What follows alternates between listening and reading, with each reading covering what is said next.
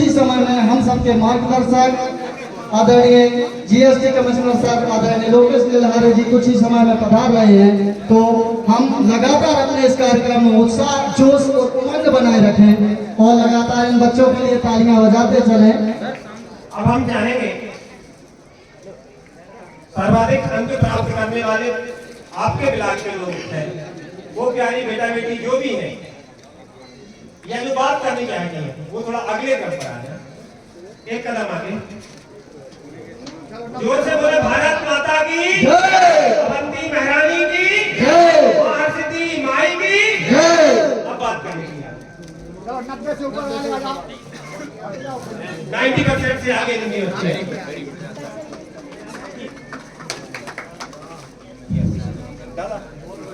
भारत माता की जय। सर्वप्रथम मैं हमारे सर्वप्रथम मैं हम इस सभा में उपस्थित आदरणीय सम्माननीय अतिथिगण समस्त दूर दराज से आए मैं इस मंच का सम्मान करती हूँ। सर का बहुत सम्मान करती हूँ कि उन्होंने मुझे बोलने के लिए मंच प्रदान किया। मैं इस मंच के माध्यम से कुछ शायरियाँ आप सबके समक्ष प्रस्तुत करना चाहती हूँ कि परिंदों को मंजिल मिलेगी यकीनन, कि परिंदों को मंजिल मिलेगी यकीनन, कि फैले हुए उनके पर बोलते हैं और जिंदगी में वही लोग सक्सेस होते हैं जिनके जवानी हुनर बोलते हैं। तू अपनी किस्मत को दोष ना दे, कि तू अपनी किस्मत को दोष ना दे, क्योंकि हर किसी की किस्मत बदनसीब नहीं होती और तरक्की वो लोग भी करते हैं मेरे भाई जिनको रोटी भी नसीब नहीं होती, कि तरक्की वो लोग भी करते हैं मेरे भाई जिनको रोटी भी नसीब नहीं। जय जय। बहुत बहुत सुंदर। आप बेटा कहाँ से हो? गाँव का नाम बताओ, अपना नाम बताओ। माय नेम इज जयकुमार योगी, मैं मराठा से हूँ। मेरे पिताजी का नाम श्रीमान आगम थे, मेरी माता जी का नाम श्रीमती आसमा। आलोक संघ की ओर से आपको ढेर सारी शुभकामनाएं। बहुत बहुत धन्यवाद। मेरी माता जी का नाम चंद्रकला लोधी, मेरे पिताजी पास में करनी चाहिए। अंगद सिंह लोधी, मैं ग्राम बकेनी से तहसील पथरिया जिला दमोह से आपके सामने उपस्थित हुआ हूँ। आप सभी को मेरा नमस्कार। ठीक, बहुत बहुत धन्यवाद। आप सभी को ढेर सारी शुभकामनाएं। मैं अनुरोध करूंगा सबसे पहले विधायक महोदय से कृपया अतिथि आसन अपना ग्रहण करें और अब मैं चाहूंगा सबसे यदि चाहें तो बीच में खड़े हुए फोटोग्राफ को ज्यादा अच्छा लगेगा।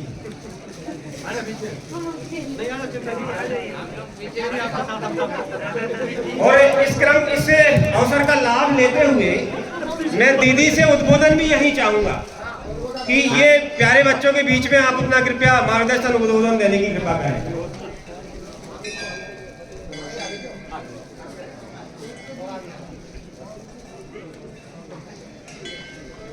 बोलिए भारत माता की जय। भारत माता की रानी अवंतीबाई अमर रहे। रानी अवंतीबाई अमर रहे। स्वामी ब्रह्मानंद जी जय। स्वामी ब्रह्मानंद जी अमर रहे। माता हरसिद्धि माँ के श्री चरणों में कोटि कोटि वंदन करती हूँ। हमारे समाज की गौरव, प्रेरणा स्रोत, पूजनीय पूज्या भगवती के समान मैं रानी अवंतीबाई लोधी जी के श्री चरणों में कोटि कोटि वंदन करती हूँ। लोधेश्वर भगवान के श्री चरणों में कोटि कोटि वंदन करती हूँ। स्वामी ब्रह्मानंद जी के श्री चरणों में कोटि कोटि वंदन करती हूँ। और मैं आज इस कार्यक्रम में उपस्थित हमारे सभी अतिथिगण और मुख्य रूप से हमारी बहनें और भाई जो उच्च शिक्षा को प्राप्त कर रहे हैं, उनमें इतनी जागृति, इतना उनका मनोबल बढ़ रहा है, इसके पीछे जो लगे हुए हैं, मैं आलोक संघ की टीम को आपको बहुत बहुत धन्यवाद करना चाहती हूँ। किसी ने बहुत खूब कहा है, बहुत सुंदर कहा है कि कभी भी हो, अभी सब लोगों ने अपने अपने उद्बोधन दिए हैं, मैंने बहुत लोगों के उद्बोधन सुने हैं।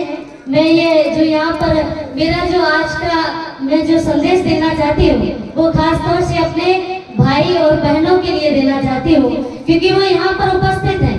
सभी ने शिक्षा के महत्व पर प्रकाश डाला है कि शिक्षा का महत्व, तो शिक्षा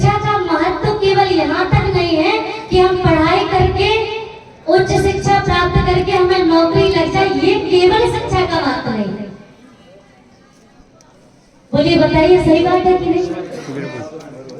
हम जब हमारे बच्चे, हमारे बहने, हमारे भाई जब उच्च शिक्षा प्राप्त करते हैं तो गौरवान्वित कौन होता है? हम होते हैं, तुम्हारे माता पिता गौरवान्वित होते हैं। लेकिन जब यही बच्चे शिक्षा को ग्रहण करके अपने माता पिता की सेवा करते हैं और संस्कारों को ग्रहण करके सेवा करते हैं, तब ये भारत देश की हमारी भूमि और भारत माता गौरवान्वित होती है।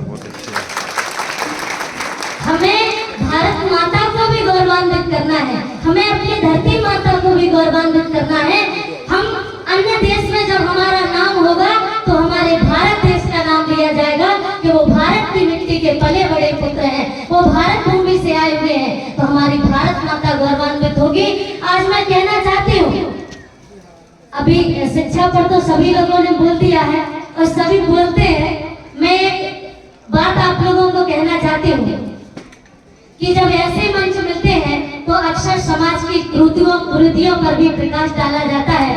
एक और कुरीति है और वो ऐसी कुरीति है, यहाँ पर सभी लोग बैठे, मुझे लगता है कि सब इसमें हाँ ही कहेंगे, कोई ना नहीं कहेगा। और वो कुरीति ये है कि हम गौरवान्वित तो करना चाहते हैं कि हमारा देश गौरवान्वित हो, हमारी भारत माता गौरवान्वित हो, हमारे माता पिता गौरवान्वित हो, लेकिन क्या माता पिता को केवल गौरवान्वित नाम से ही करना चाहते हैं? क्या उनकी सेवा करके नहीं?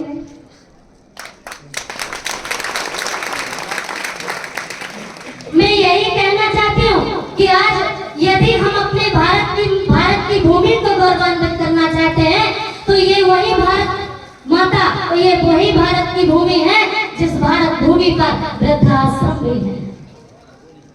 क्या हम गौरवान्वित हैं? बताइए।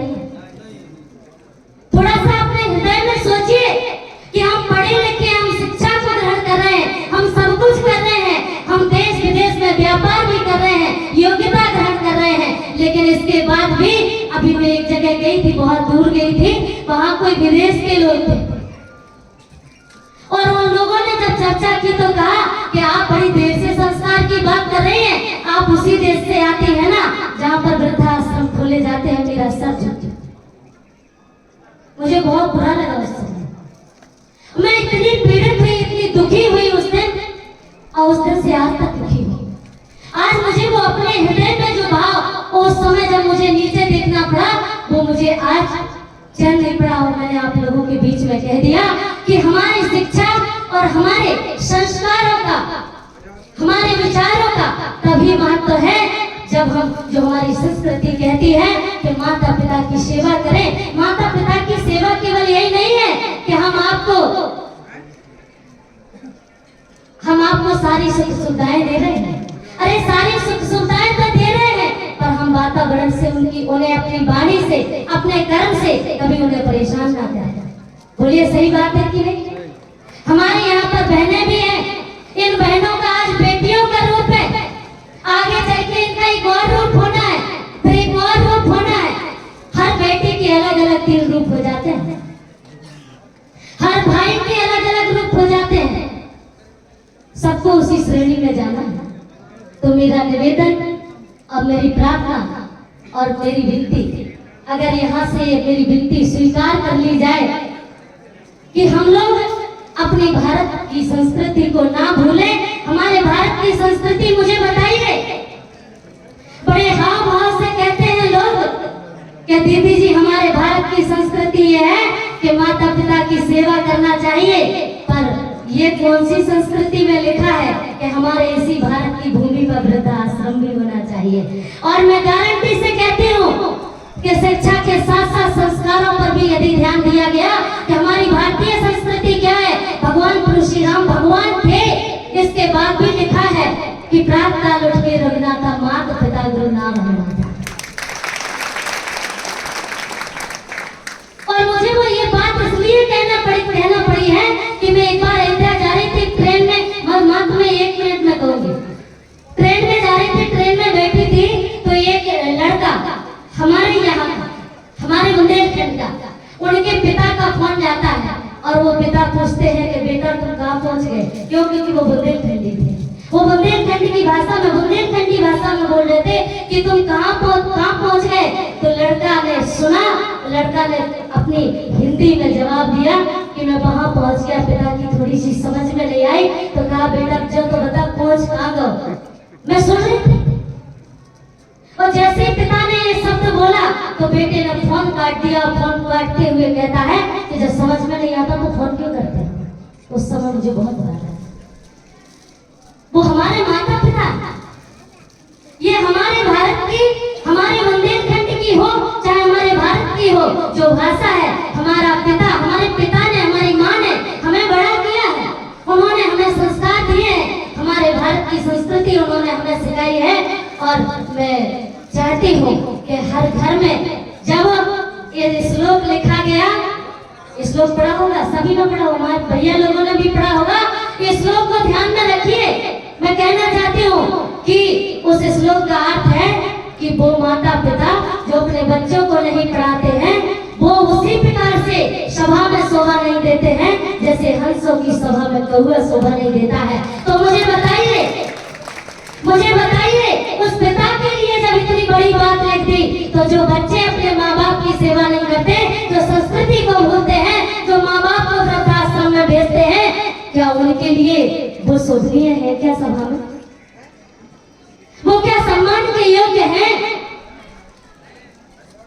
मैं निवेदन करना चाहूंगी इस पर भी हमारी एक पहल होनी चाहिए। इस पर भी एक सामाजिक स्तर पर कोई व्यक्ति यदि अपने सामाजिक स्तर पर ले ले, वैसे हर समाज के लिए सामाजिक स्तर पर ले ले, मैं चाहती हूँ कि इसमें भी एक विचार विमर्श हो, इस पर भी विचार विमर्श किया जाए। यहाँ पर सभी प्रतिष्ठित जन खड़े हुए हैं, विराजमान हैं, सभी प्रबुद्ध जन है, सभी बुद्धिजन बैठे हुए हैं। सब लोग इस पर भी विचार करें कि यदि हम किसी पर गौ हत्या हो जाती है तो उसके लिए भी सामाजिक बहिष्कार उसका किया जाता है।